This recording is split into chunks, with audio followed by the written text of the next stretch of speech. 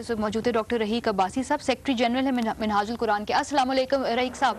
वालेकुम अस्सलाम वरहमतुल्लाहि वबरकातुहू। जी रहीक साहब, कल एक इंतहाई अफसोसनाक वाकया जो पेश आया है उसके बारे में भी हम सोहेल साहब से बात करें तो कह रहे हैं कि अब रियलिटी चेक का टाइम आ चुका है, हमें अपने माशरे में नजर दौड़ानी होगी। जो मजहबी मुनाफरत है इसका अब खात्मा करना होगा, अभी नहीं तो फिर शायद कभी ना हो पाए। क्या कहेंगे आप इसको?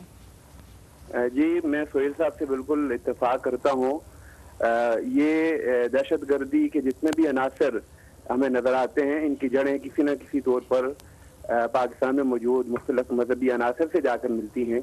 और अभी कल ही आपके प्रोग्राम में जो सूबाई वज़ीर दाखिला हैं, उन्होंने ये बयान दिया है कि ये जो दहशत गर्द आए थे, इनका क़याम एक ऐसी जगह पर था जो मजहबी जमात का एक मरकज है।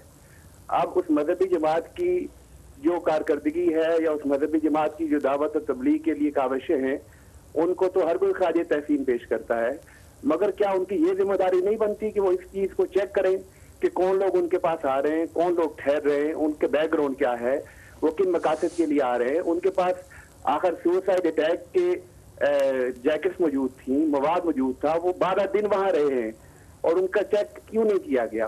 दूसरी बात यह है कि उन्होंने ये कहा कि ये लोग एक मदरसे से पढ़े हैं।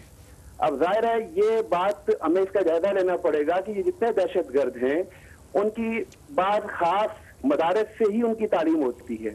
पाकिस्तान में हजारों मदारस हैं, मगर चंद मदारस ऐसे हैं कि जिनसे पढ़ने वाले तलबा दहशत गर्दी की तरफ राग़ब होते हैं।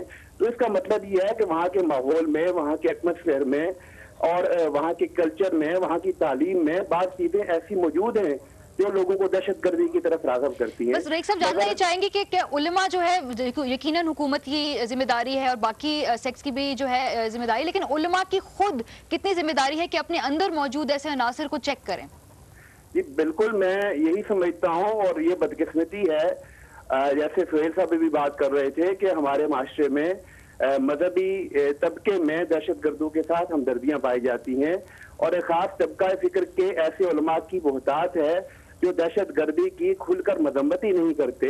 और जब उनसे दहशत गर्दी की बात की जाए तो वो दहशत गर्दी की मजम्मत करने के बजाय वो ड्रोन हमलों की बातें शुरू कर देते हैं, वो अफगानिस्तान पर अमेरिका के हमलों की बातें शुरू कर देते हैं। देखिए, ड्रोन हमलों की और अफगानिस्तान में मुदाखलत की हर मुसलमान मजम्मत करता है। अगर इससे ये कहाँ नतीजा निकलता है कि अब अपने माशरे में और अपने गली कूचे में खून की होली खेलना शुरू। बहुत शुक्रिया रहीक साहब, बहुत पावरफुल मैसेज आपने दिया, लेकिन अभी हमें एक ब्रेक पे जाना होगा, न्यूज ब्रेक है, उसके बाद वापस आके गुफ्तगू का सिलसिला यहीं से शुरू करेंगे। सी यू आफ्टर ब्रेक।